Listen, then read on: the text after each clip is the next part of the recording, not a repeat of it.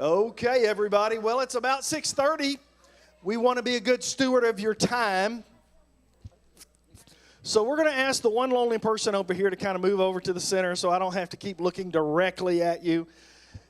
And we're under compulsion. We're moving these people over here. So that will be so much better. You'll be glad you did. You'll be glad you did.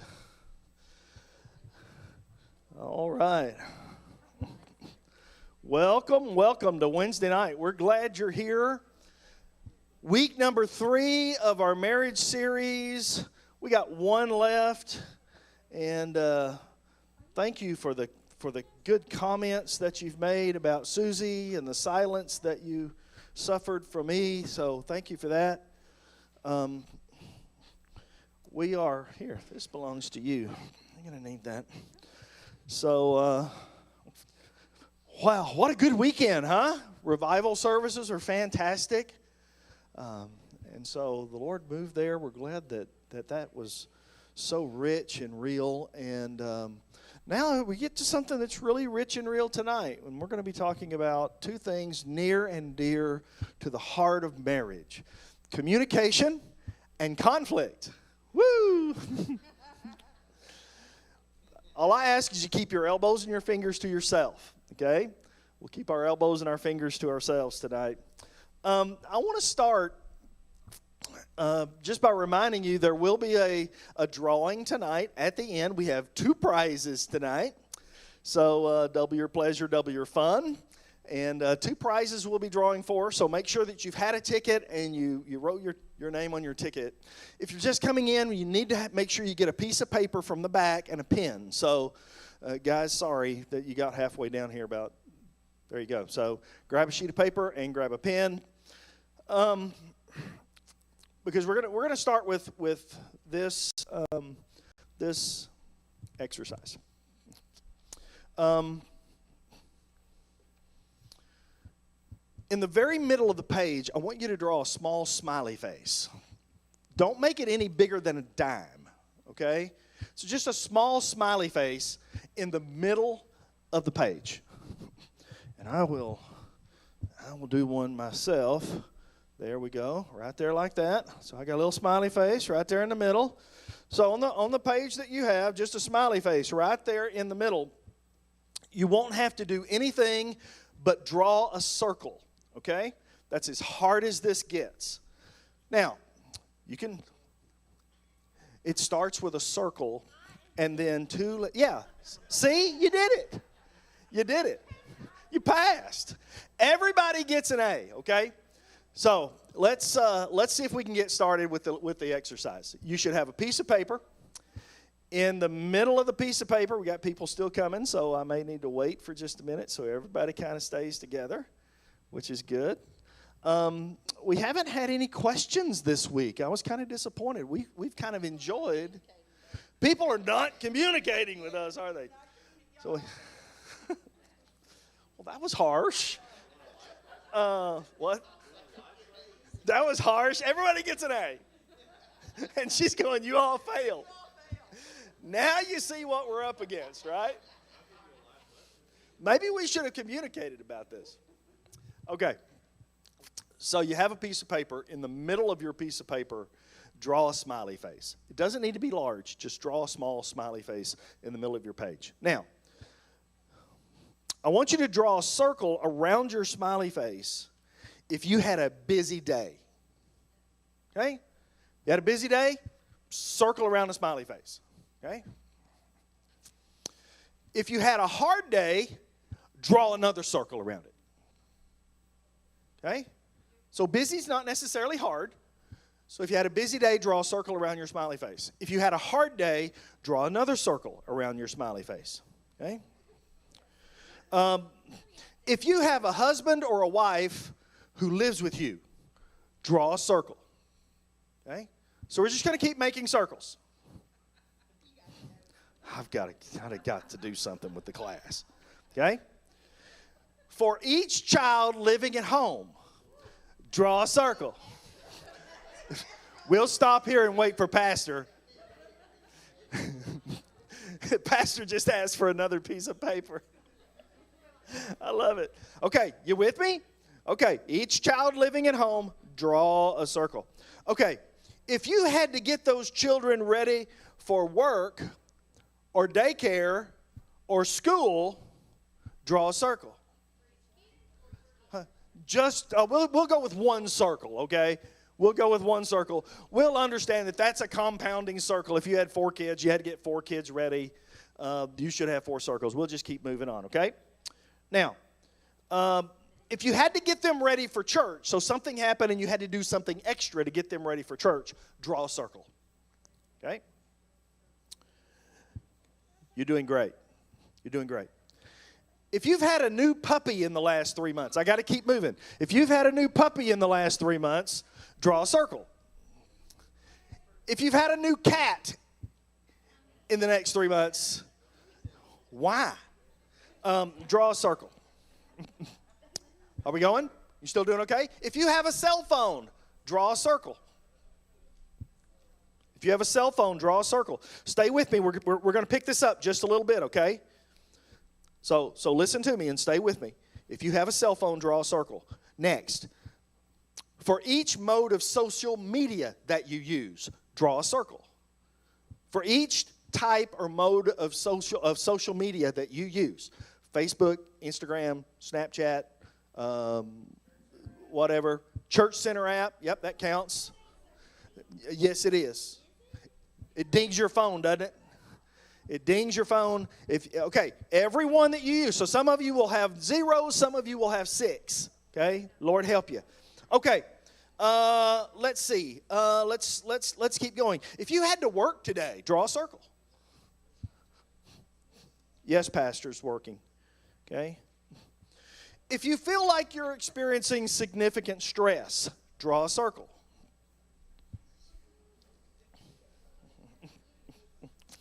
For each significant bill that is due, draw a circle.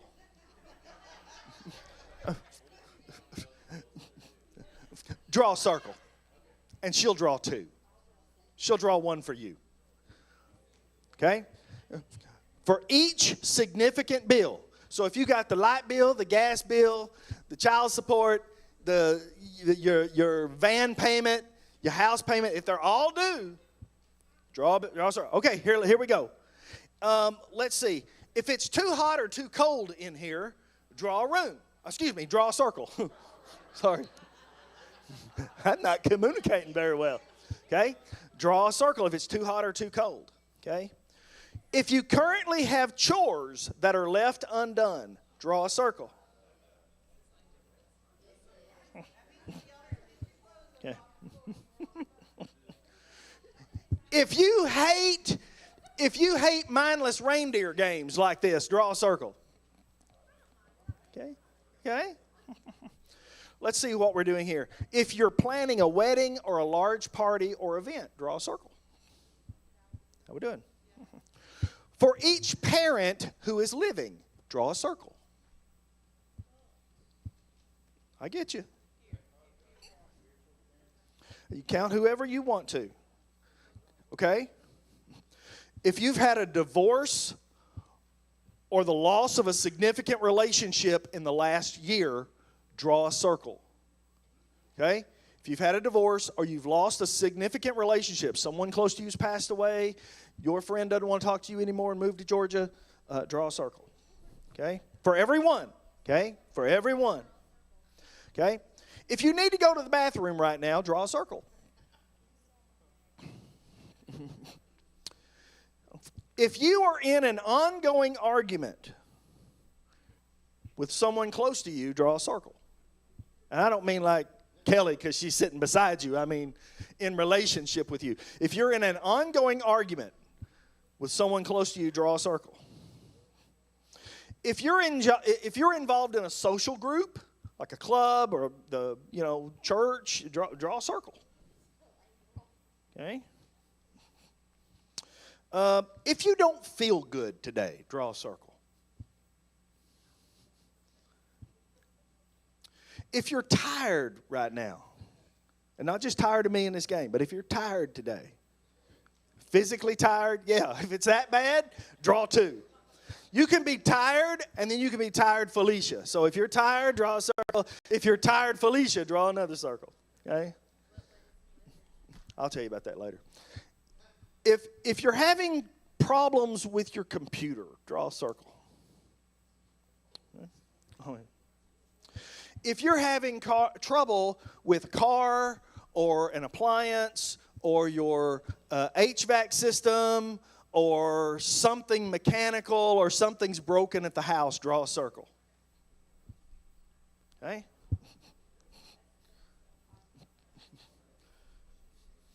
I'm going to stop there. That's more than enough time. I'm going to stop there.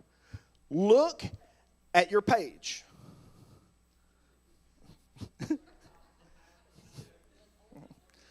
Now, what I want you to do very quickly, we're not going to take long. I want you to show it to a couple of people. Just show it to a couple of people. And you may find that you want to trade. You may want to trade. Good grief. Good grief. Yeah. Yeah, it is. Watch this. Watch this. Okay. You see that smiley face at the middle? Everybody see the smiley face in the middle of your page? That's you. Do you see the smiley face on your neighbor's page? That's them. And when you are communicating with them, you have to communicate through all of your stuff and through all of their stuff to get the message through. And all of the stuff that you circled, it's not meaningless, trivial now. It's the stuff you dealt with all day today. That's your stuff. That's your real stuff. That's why you hit your knees and pray. That's why you're cranky and upset and hard to get along with at home sometimes. I just jumped over communication and went right into conflict. You see, we do not live in a vacuum. All the stuff that affects us. But all the stuff that affects me affects her. And a lot of times when I'm trying to communicate with her, I'm doing a really bad job. Because I got about 14 circles I'm trying to get through in my mind and in my emotions and all my stuff. So I want us to start with communication by realizing that we don't communicate just with the words of getting it from here to there. It's not enough to send a text, because even when you, oh, thank you, Kayla. So even when you text the message, the text has to go through their circles. Have you ever wondered why? I don't know why she's so upset about this text. It says what it says. I'm fine. She interpreted it through her circles. Okay? Communication is not always easy. And it's not always efficient. And it's not always effective. And it's not always fun. But it's necessary. So James chapter number 1 says this. My dear brothers, take note of this.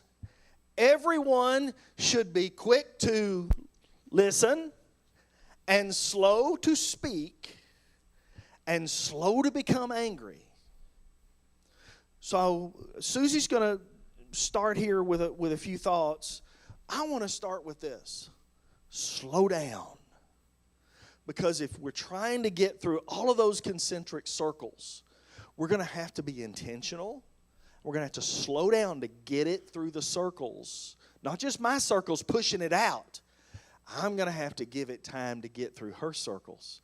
And you remember last week, Susie told us that sometimes she needs 24 hours to process before she can communicate about something. And I live in that place for 24 hours. And yeah, it's something in Susie's world. What's she doing? She's working through the circles. She's working through some circles. Because she doesn't want, because when she's angry and frustrated and what does that do? That adds more circles. And she knows she doesn't communicate well that way. That she needs some time. And so when I see that, I have learned that I need to back up. I need to slow down. I need to lower the level of my voice so that I can communicate through the circles. I need to be quick to listen. I got 2 ears and 1 mouth. The Lord planned that, right? That should tell us something. So I need to slow down and listen more. Probably talk less. And then be slow to be angry. And let everything be seasoned with grace as I try to communicate. Is that a good place to start? Good deal. Go ahead. Okay. I got it on babe. Did y'all see how I said babe? I was sweet. That's like bless his heart. After the tone she used. I got it, babe. Babe. That very good, hon. A lot of times we have body language. You know, my kids could always say, Mom, I know when you're mad because that little eyebrow goes up. And I know to stop doing whatever I'm doing, you know, and pay attention. So a lot of times, or Tom will say, what you got that look on your face for? Well, babe, this is what I look like. You know, I mean, we need to think communication is not just all verbal. Communication is also body language. You know, so we can talk with our bodies. We can talk without saying anything. You know, if you think, oh, she's being quiet. She's mad about something. I am not a preacher. By now, all of y'all know that I'm not a preacher. I promise you, Pastor knows I'm not a preacher. I don't like to be up here. But I'm going to do it because I love this man right here. You know? And I'm going to do it because when God gives you an opportunity, you go ahead and do it, even though it kind of stretches you. So all that is that sometimes our body language is a lot different than our speaking. So we need to watch that. And also, you need to sing praises over your husband. Because when you are nitpicking everything he does, statistics show that when you degrade somebody, that's what they become. You know, if you're constantly ragging on them, pick up your clothes, do the lawn, you know, do this, do this, do this. How many of you know he's not going to want to do that? You know? Because you've been hateful. You've been, you know, you've not praised him enough. So you can get a lot of things by using some honey instead of using some negative words. So that's kind of what I have, babe. That's where I'm gonna stop. That's where she's gonna stop for now. Okay. I'm gonna let you talk, and then I'm gonna get some more. Okay, we're gonna come back. She mentioned nonverbal language. Listen to this. In Silent Messages by Albert Mahrabian, it's this big communication deal. Verbal communication occurs about 7% of the time. You know this. Vocal tone and inflection, right? It's not what you said, it's how you said it, right? Okay? Yeah, right. Yeah, right. Yeah, right. Yeah, right. Same 2 words. I said them 4 different times, 4 different ways. They meant something else. Every single time they meant something. It's not just the words, it's the inflection in my voice. It's how I said it. Okay? If I get real busy and real frustrated and I'm going after something and I'm interrupted, the pitch of my voice goes up, my volume goes up. And then I get the look. Okay? Or I get the number of strikes that I'm out for that day. You know, that's 2. What? Stop now. Vocal tone. Okay, we're at vocal tone. 38% is vocal tone. Almost 40% is vocal tone. Nonverbal body language, like physical aspects like gestures and posture and facial expressions, 55%. Okay? That's why you tell your kids, don't look at me in that tone of voice. Okay? So she's trying to tell me something, and I do the eye roll and the neck deal. Yeah, every guy in here went, oh, no. You know? Yeah, sitting there, and she's talking to me, and I'm just ignoring her. I'm just, yeah, later, yeah, whatever. Whatever. What? Bad day at the house. Bad day at the house. But isn't that real? Here's what's real. We all know better. We all know better. We all know better than to treat our husband or wife that way. We know. First rule of communication. Ready? First rule. Nothing is communicated unless the intended receiver of the message actually receives and understands the intended message. Right? So if I'm going to give you a message, Dakota, I can communicate all I want to, but I can talk all I want to, but I'm not communicating unless you actually receive the intended message that I'm trying to give you. And how am I going to know that you receive the intended message unless you give me something back that gives me the evidence that says, okay, we're on common ground, we've got some agreement here. And that takes a little time, okay? Takes a little time. Here's some other truths. I don't think I'll put these on the screen, but here's a couple. You're not always right. And you're not always wrong. Oh, right? You're not always. Have you met people that are never wrong? They may never be right, but they're never in doubt. Have you met those people? Those are great people, okay? They may be wrong, but they're never in doubt. Okay, you're not always right. We got to come to this understanding that I'm not always right. I don't always see things the right way. I don't always see the full picture or the whole picture. I have one perspective, and it is affected by that prism of light as it shines through my concentric circles. That's going to be that's my lens. That's how I'm going to interpret some things. So we have to continue to talk about some things so that we break up the circles. And the more you break up those kinds of circles and you communicate consistently with the issues, the easier it is to get through all the confusion because you've come to common ground and you have some understanding. It is possible, hold on now, it is possible for both of you to be right. And it is possible for both of you to be wrong. But we have to appreciate that. This isn't competition. Take competition out of your communication.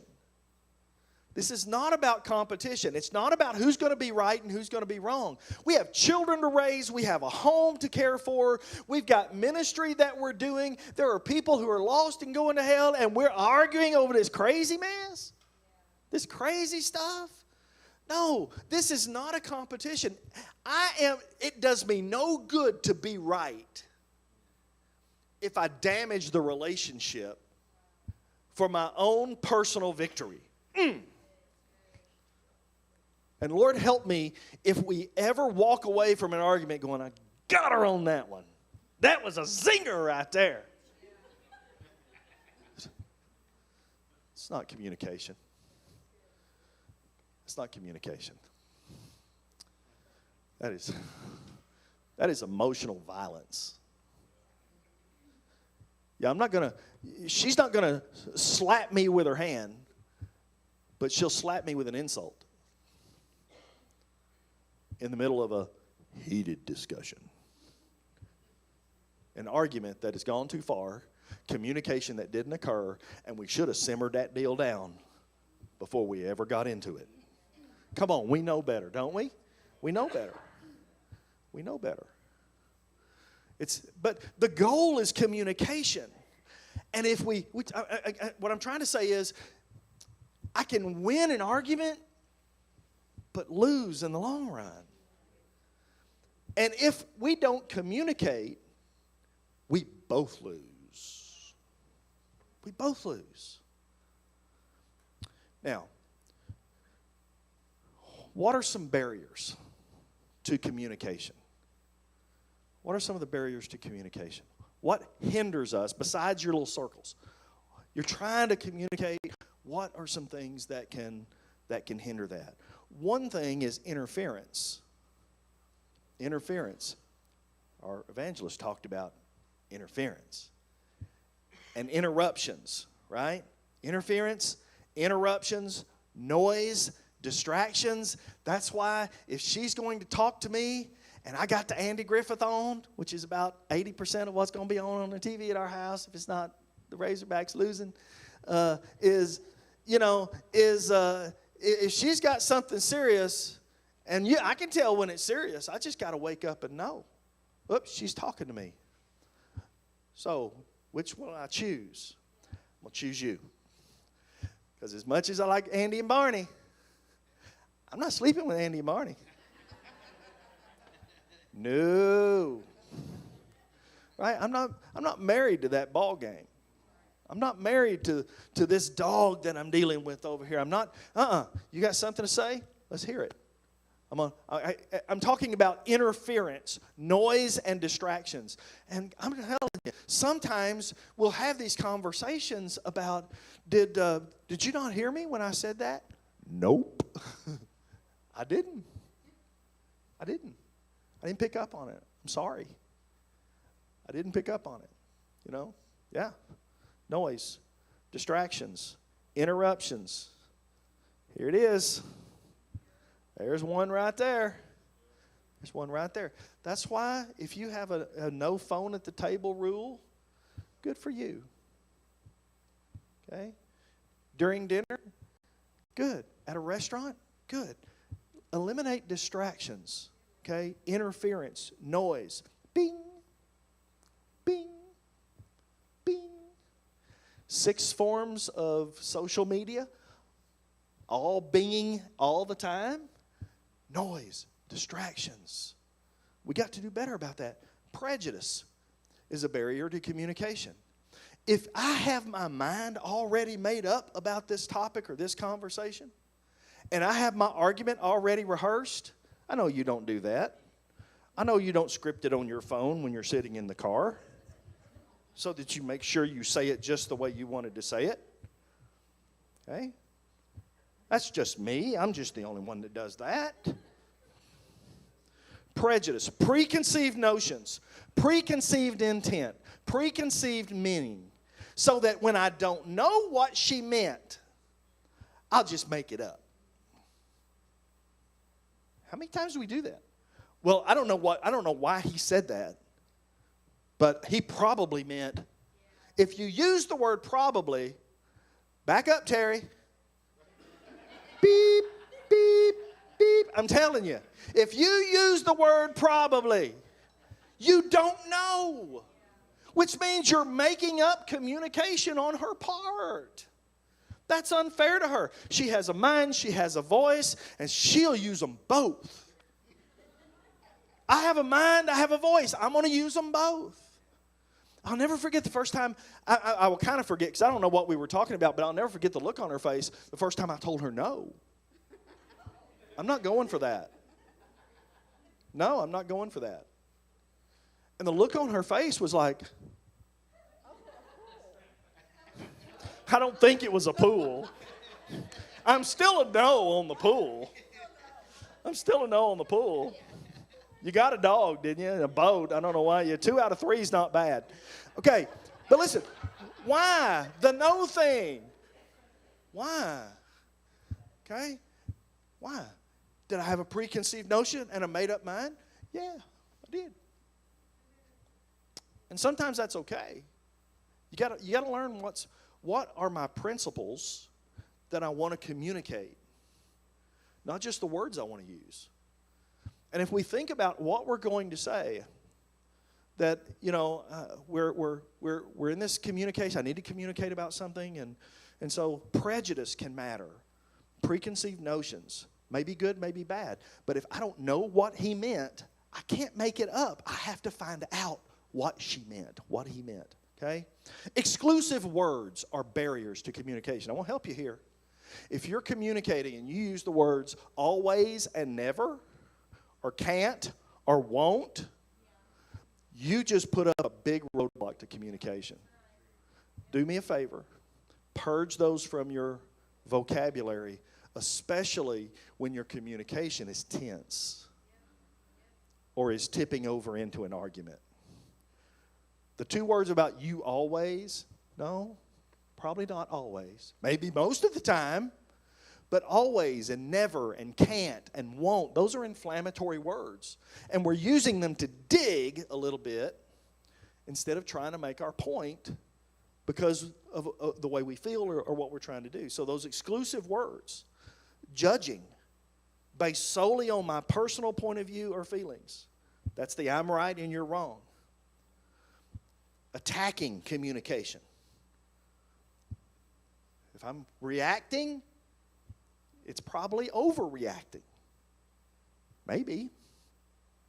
I'm painting with some big brushes. We don't have 4 weeks just to do communication. So I know I'm painting with a big brush. You're adults. You have to learn to have some discernment.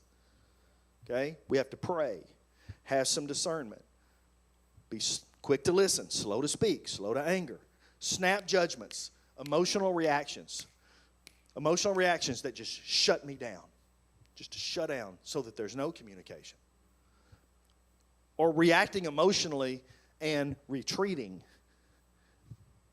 in safety. Or avoidance. It's not communicating. Now, it's communicating in the sense that the first time I saw that, I don't know what I did or what I said, but it was not good. And Lord, if you'll help me, I will never do that again. I just got to find out what it is. And for the next 24 hours, y'all still with me? For the next 24 hours, I knew she had retreated.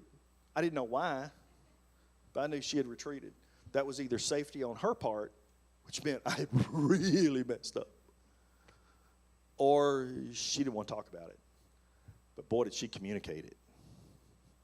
And all it takes for him is that look he gives you. We talk about, she gave me the look. Dudes, you got a look too. Our facial expressions, that's why I never play poker with your wife, okay? On an opposite team, because you will lose, okay? Okay. Let's deal with common ground. Do you want to say anything about common ground? Or common ground's important.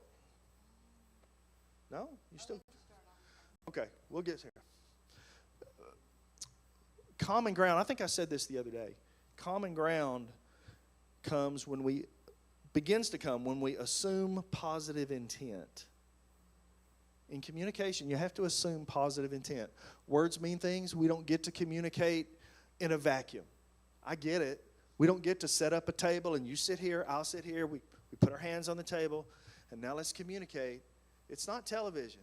Because while you're trying to do this, here comes all those kids and all this stuff. We get the interruptions, and it's tense, and it's not happy because I hurt her feelings, and it's not happy because she, said something and did something, and now we're having to get through this, or it's not even us. It's this other stuff. We got to communicate. Okay, how are we going to pay this bill? Okay, what are we going to do about this? Here's a parenting issue. How are we going to handle this parenting issue? Because, we handled it this way when she was 9. Now she's 15. It's the same issue. It's the same problem, but it's manifesting differently. We've got to communicate, right? So when she says something, I've got to be careful about just ascribing meaning to the words or intention to the words that she didn't mean. I have to assume positive intent. It's like you're saying, I know what he said, but I also know his heart. And he wouldn't intentionally say that and do that to hurt me. And I hope that's true. I hope we have enough experience in our marriages where we can know the heart. And somebody says, oh, you just give her a pass. Absolutely, I give her a pass a lot. Absolutely. Because she gives me a pass a lot. I use a lot of words. I teach all week long, preaching and teaching on Sunday. I use a lot of words. And it's not uncommon to say something stupid if you use a lot of words. I mean, this mind is only so big. It's like this, guys. I'm telling you, it's just, what? So we have to give each other some grace and a positive intent. The other thing is we have to commit to communicate. It's common ground. We have to commit to communicate. Stephen Covey says it this way: seek first to understand, then to be understood. My first goal in communication is to understand her. In my marriage, understand her. What are you thinking? What do you mean? What are you feeling? What do you see? What do you hear? I would much rather ask her those questions and get that from her. I love you, baby. Because now I know where the landmines are. And I don't have to go stepping on some stuff that I shouldn't have stepped on. Okay? She can ask me those kinds of questions. What do you think? What are you feeling? What are you, why are you acting this way? What's going on? Talk to me. What's happening? Why? Because she's learning where the landmines and the triggers are so she can understand me and go, well, if I say that, that's wrong. That's not right. But now we can communicate. Okay? Seek first to understand. But that takes a commitment. The same commitment that we make to marriage, we have to make to communication. And we can do it. We can do it. Now, let me stop there for just a minute. What you got? I was just going to say one thing is if you don't ever communicate with your husband, then he doesn't know how you're feeling. That's how you get to know each other. Y'all, that's the nuggets of being married. You can have a great marriage, but you're going to have an even better marriage when you take time to get to know him.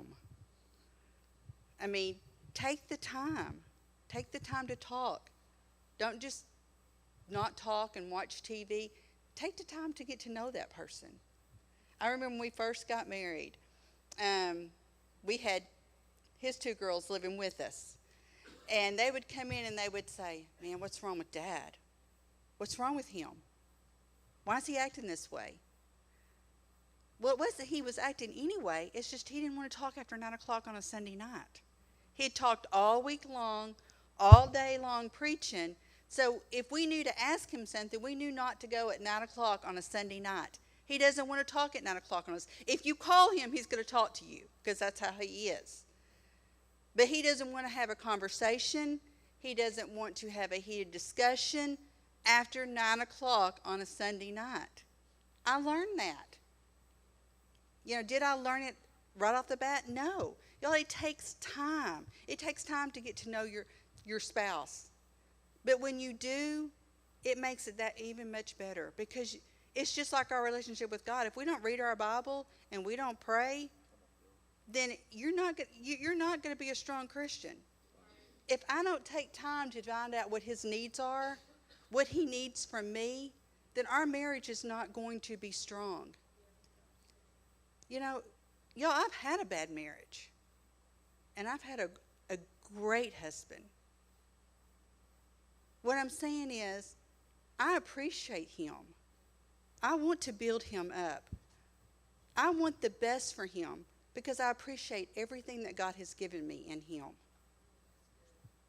Same here. Same here. So share that. Take time.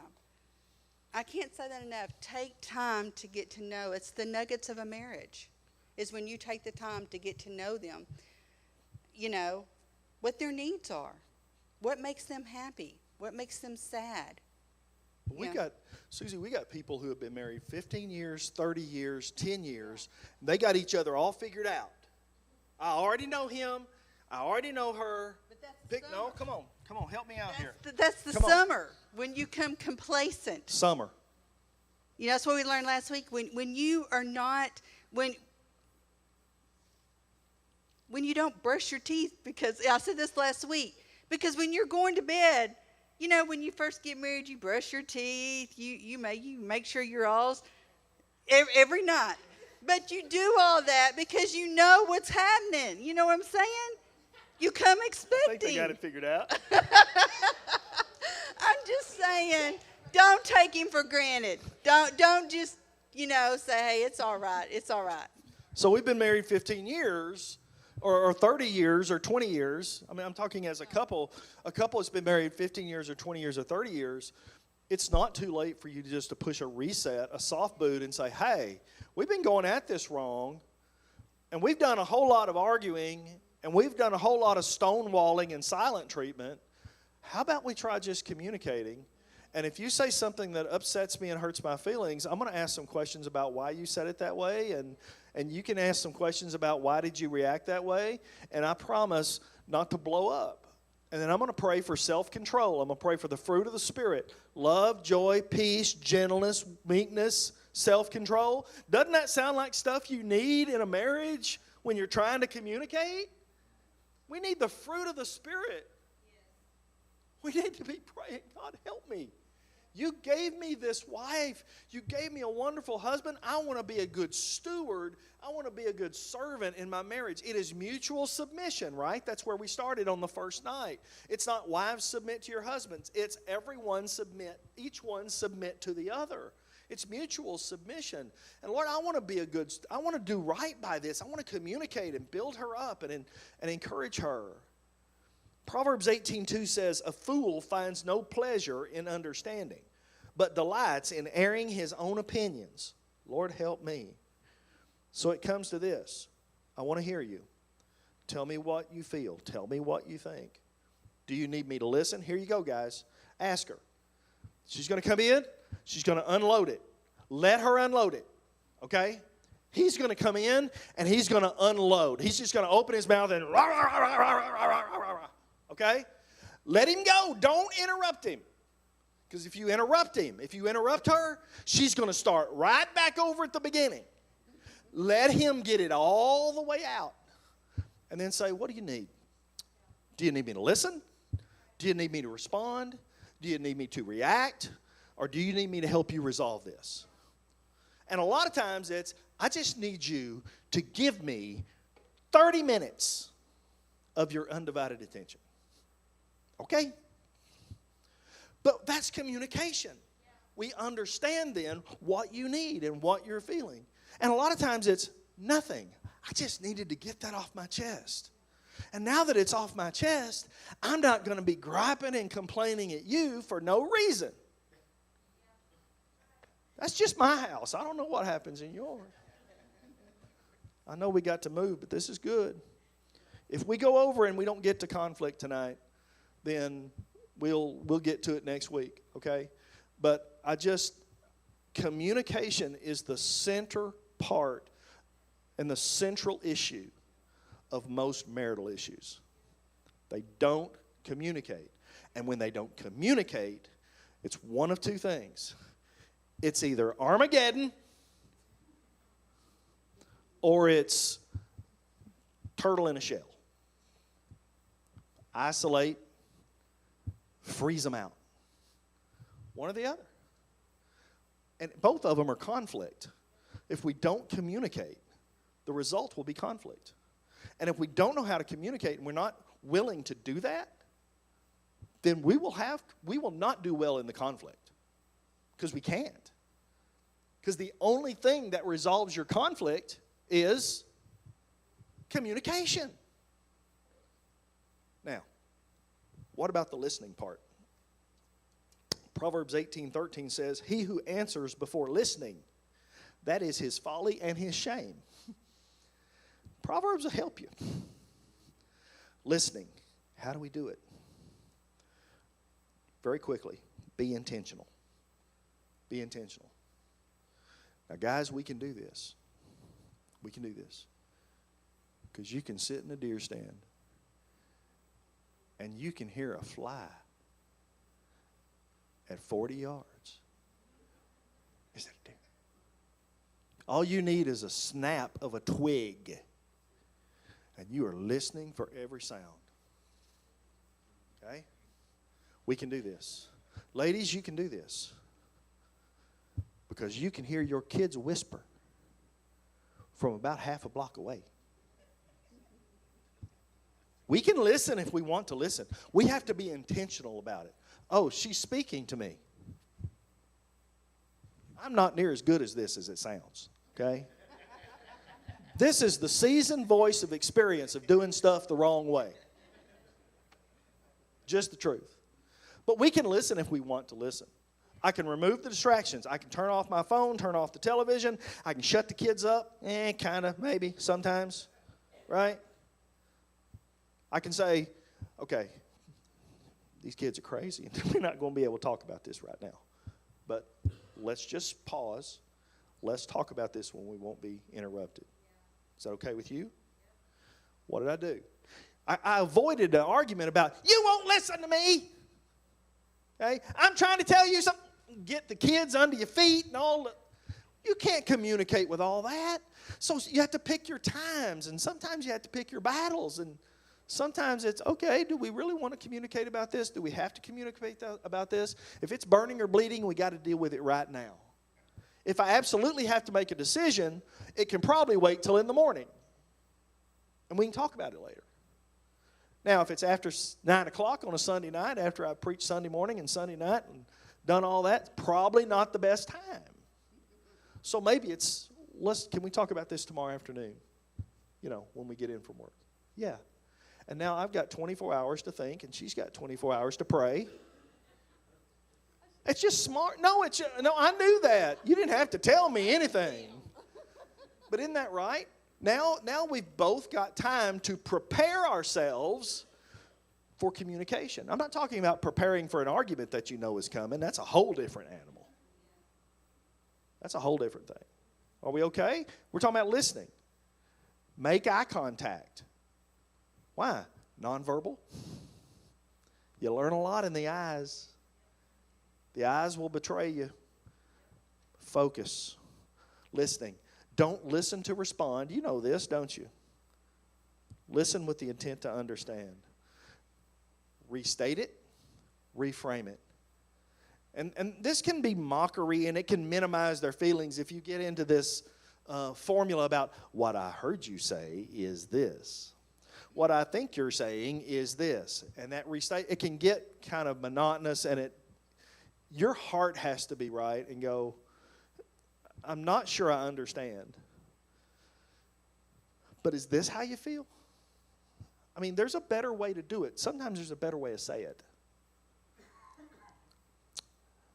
Don't interrupt. Just let them finish. They need time to put their thoughts into words. They need to put their meaning and their feelings together. They may finally get it right if you let them keep talking about it.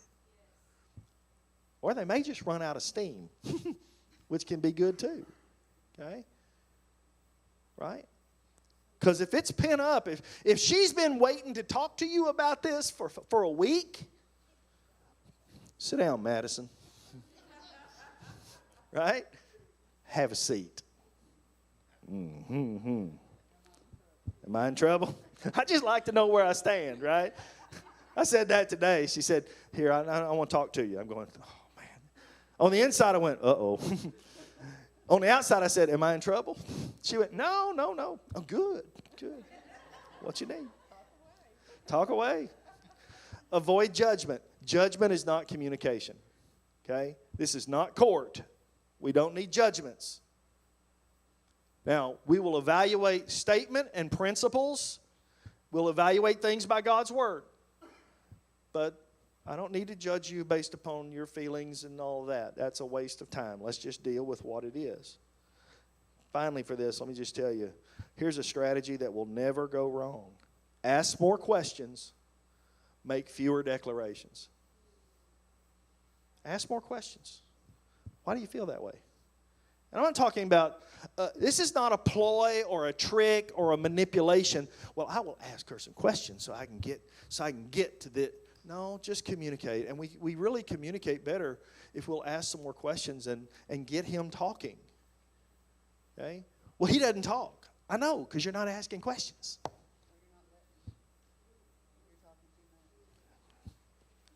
Preach, girl. Come on. For those of she won't pick up this microphone because she really doesn't like this part, but she said, maybe you're not letting him. He won't communicate. That was what she said, not me. She said, maybe you're not letting him. Maybe we just haven't talked in so long. We forgot how many hours we would spend on the phone before we got married and moved into the summertime of a relationship and got complacent. Okay?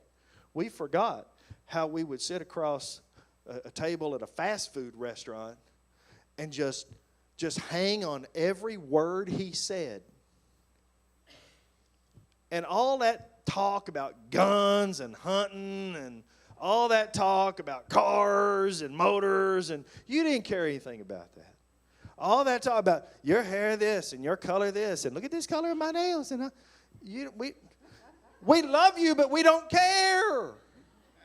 We love you, right? We love you. And Susie knows this. You like this? Sure, I like it. I don't have a hard and fast opinion about it. And we communicate well enough so now I can tell her, I really don't care. I don't care that I'm pink. Yeah, it looks great. Unless I go red hair. I don't do red hair. A man's got to have principles, right? Doesn't a man have to have principles? A man's got to have some principles, right? You can dye it whatever color you want, but you come in looking like Bozo, we're going to have a talk. Okay? Listen.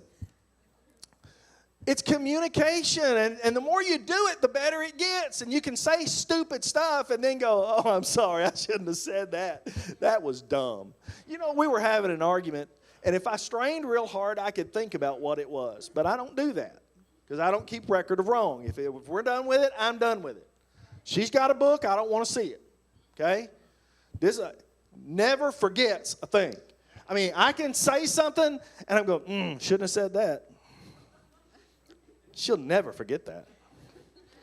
Now, next week, I won't even remember or care, okay?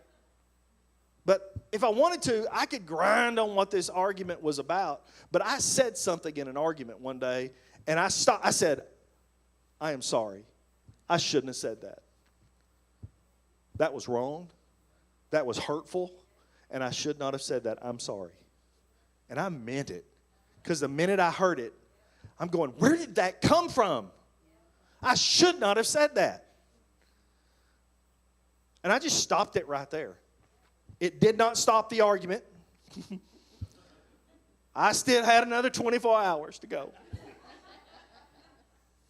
Just the way it works in my house. You got rules in your house too.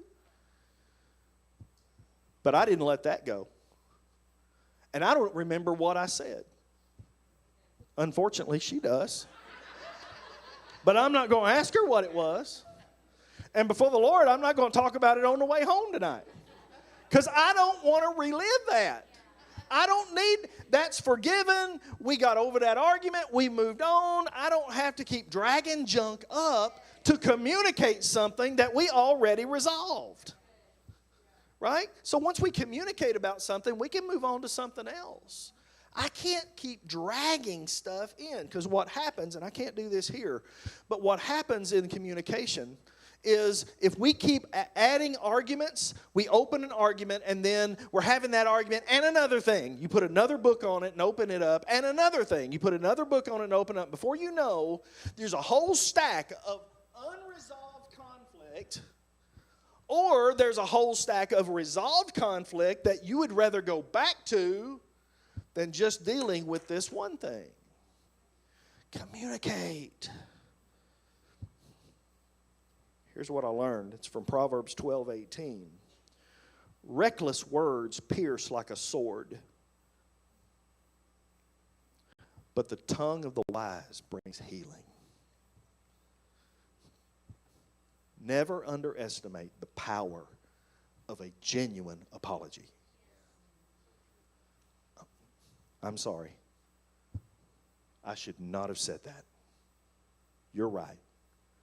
That was insensitive. It was stupid for me to say it. And I don't have an excuse for it. You didn't deserve that, and I should never have done it. I'm sorry. And can't stop. You know what happens with the but, right?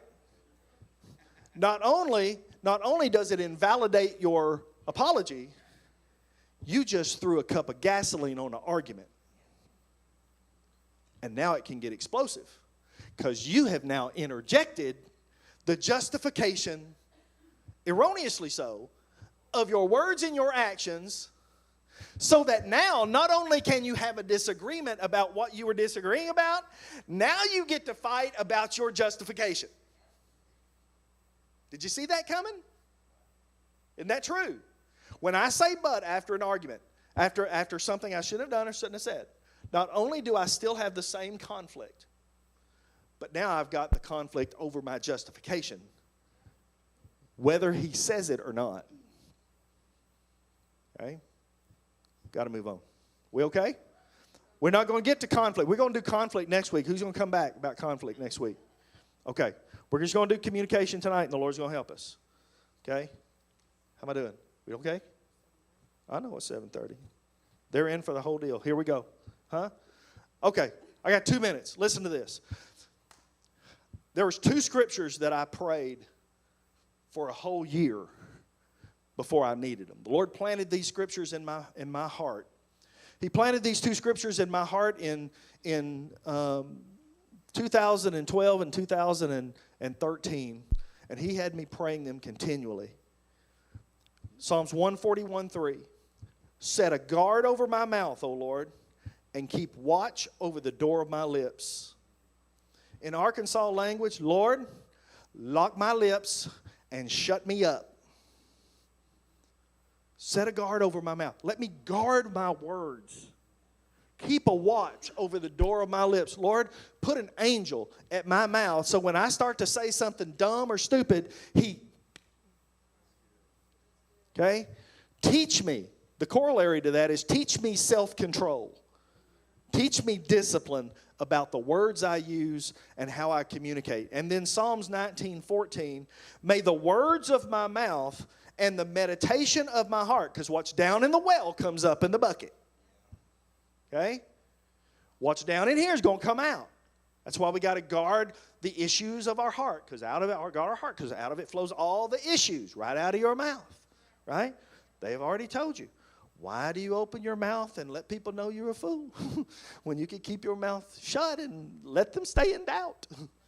Right? Why prove it? I'm talking to me, not you. Okay? May the words of my mouth and the meditation of my heart be pleasing in your sight. Okay, just a couple more things we're going to go. Who has had to have a hard conversation?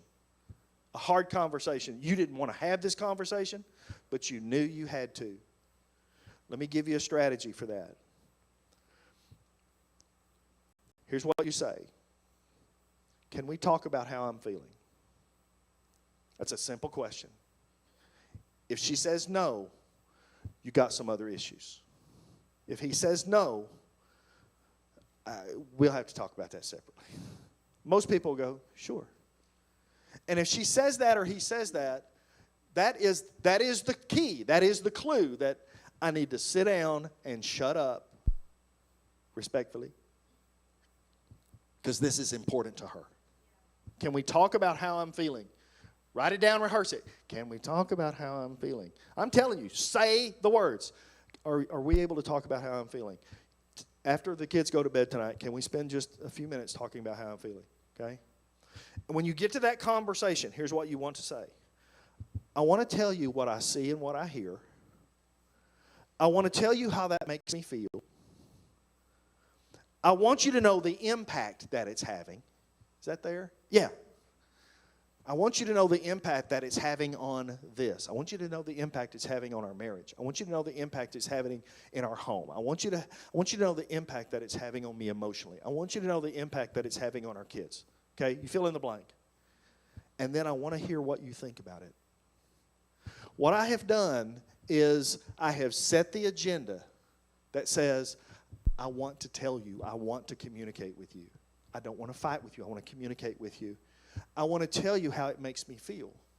Okay, I have feelings, you have feelings. All God's children have feelings, okay?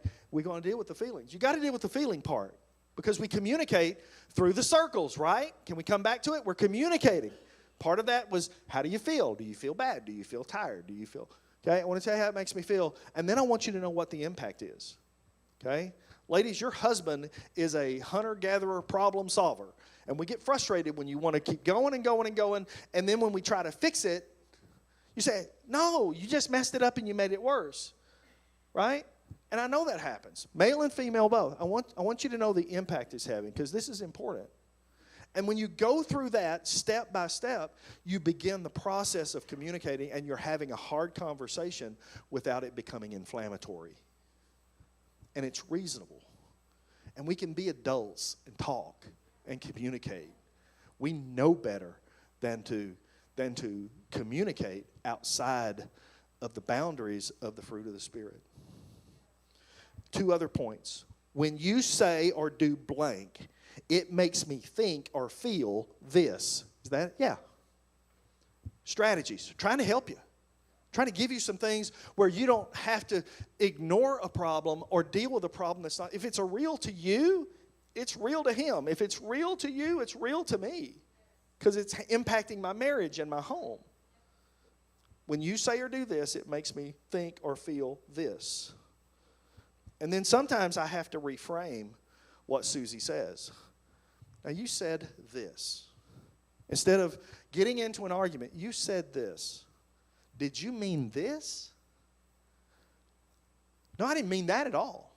What I meant is this. And it gives her an opportunity to reshape the words, because words have meaning. So if I used words through my circus of circles, if I used words that don't come out right, I'm sorry. Ask me, did you mean what you said? Because that sounded a little harsh. That sounded, a little something. Finally here, when we communicate with grace, this is not a novel theory. It's called the emotional bank account, and everyone has an emotional bank account. You can make deposits or you can make withdrawals. It's up to you. And the more deposits you make and the larger that bank account gets, the more interest you get. Okay? And by the words we speak and the way we communicate with grace, we make deposits in our spouse's emotional bank account. But when I use harsh words and I get ugly, I make some withdrawals. Trust me, you don't want to be overdrawn, because it takes a lot more deposits to make up for withdrawals. That's why Proverbs 25 says, a word aptly spoken, it's like apples of gold in settings of silver. That's why Colossians 4:6 says, let your conversation always be full of grace. I don't feel like grace. I know you don't feel like grace, but she's worthy of grace. I'm going to treat her and I'm going to love her just like Christ loved the church. I'm going to treat her with grace when she doesn't deserve it. I'm going to treat her with grace when she says ugly things to me. She doesn't usually say ugly things to me. We've got beyond a lot of that, right? We've got some folks that's been married a long time. You've finally learned how to communicate so you don't argue as much. And that may be at 5 years or 6 years or 10 years or 15 years. I hope you get it figured out in 1 or 2. Okay? Always full of grace and seasoned with salt. Jesus said, you're the salt of the earth, so that you may know how to communicate with everyone. Last comment, and I'm going to pray. You can fight about it, or you can communicate about it, but you can't do both. Lord, help us. Come on, let's pray. Take your spouse's hand if they're here, and let's pray for each other. Father, I thank you in the name of the Lord Jesus for this class and for these people. You've been so good to us tonight, Lord. You helped us. I believe we tapped into truth. I know we tapped into spiritual truth in your word. And I know that we tapped into some practical truth and reminders for most of us. So, Lord, I'm praying that you would allow your Holy Spirit to help us, each and every one, to be good communicators of your grace. Let us communicate grace. Let the fruit of the Spirit grow and flourish in us. Teach us how to react in love and joy and peace and meekness and gentleness and goodness and self-control as we communicate. Lord, I know that we're all frail, and we all fail. And there are times where we want to communicate and we don't know how. So, Lord, I pray that you would help us. Would you help us to extend grace when it doesn't look like it's necessary and when it doesn't look like it's deserved? Lord, that's the way you treat us. And I pray, Lord, you would help me to treat Susie as the precious treasure that she is to me. And that you would help our husbands and our wives show and demonstrate your love as we communicate. Lord, we want to commit to communicate and commit to communicate well. And as we learn to communicate, would you help us? Would you help us? And we know that you will. We thank you. In the name of the Lord Jesus. Amen. Amen. God bless you for listening to us tonight. We got a couple gifts that we're gonna give away. Everybody get your tickets ready. Next week, we knew we would probably run into this, so next week we're talking about two completely dichotomous things: conflict and intimacy. So we got the conflict, and it's got to make up, I guess. Now don't go starting arguments on purpose. I know how some of you are. Okay. No, we got two things we want to share with you tonight for coming and for being part of it. So me? Oh, thank you. Here it comes. Okay. Donnell Hale. Where's Donnell? Not in here? Okay. No, I don't see her. Okay. I didn't know. Anybody know if she's in the nursery? No? Well, okay. Go again. I'll listen to them. They're like, oh, you're not here. We in. Oh, what are we drawing for, by the way? Is that the bag? Okay, here's the bag. Okay, here's the bag. Okay, for the bag. It's a bag. Matt Hill. Oh, Matthew. Sorry, buddy. Sorry. Got to be present to win. Matt came one night. Did you not know that? Oh, we stay in, yeah. Okay, that's a previous winner. That's a previous winner. So Kevin Smith. Hey, bro, Kevin. Congratulations. Congratulations. Hey, this man here, stay put, Brother Kevin. We're going to bring it to you. He worked all day. Come get it. I'll tell you, Cindy said come get it. Good. So that is there's a nice romantic candle in there. I know that. And the book, 4 Seasons of Marriage. So the book that we were talking about last week. Okay, here we go. This one, Amy Headley. How about that? Date night is on us. There we go. Take that man to the Texas Roadhouse. Get that man a steak. All right. Anything, Pastor? Yeah? Okay. Wasn't that great? So rich, so good. Thank y'all. Excellent job. I'm glad that you're here for this. I want to say a couple of things. I want you to be here Sunday. I've got a word burning in me. The Lord's been stirring some things in me that I just feel like it's going to help all of us on do not let your heart be troubled. Do not let your heart be troubled. It's going to be good. The Lord's given me some revelation, some insight. And so be here Sunday. Bring somebody with you. I just wanted to say one more thing. They did an excellent job, but I was thinking while they were sharing just on positive communication. If you're not careful, if you're like Kim and I, we have several kids, we have busy lives, we've got a lot of responsibility. If you're not careful, you'll find that your communication is just about problems.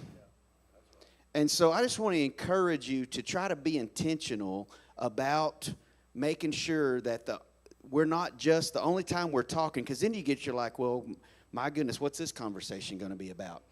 That you're making sure that you're having some conversations that are fun, that are light, that there's some communication that is not just We only talk when it's a problem with us, or it's a problem with the kids, or it's a problem with the church, or it's a problem at our job, or it's a problem with the ball team, or it's a problem about that. That's all we're talking about. And so, or kind of along with that, and again, I'm just encourage you to be intentional with just talking some positive stuff and some things that aren't always like heavy, and you're having to deal with something and make a decision. Is if you're not careful, the communication, the only time you say something is when you've got a problem with them. Be very intentional about speaking out, voicing the good things, and not just, I didn't like that, or I wish you wouldn't that. Because studies show, I have heard, and it may not be this much, but I think I've heard that you have to have 12 compliments to overcome one negative. And so, and he was just making mention of that. Just make more deposits than you do withdrawals. That's so good. Love you guys. God bless you. I hope you're soaking all of this in. Put it into practice. Doesn't do any good if you don't practice it. Love you guys. See you Sunday morning.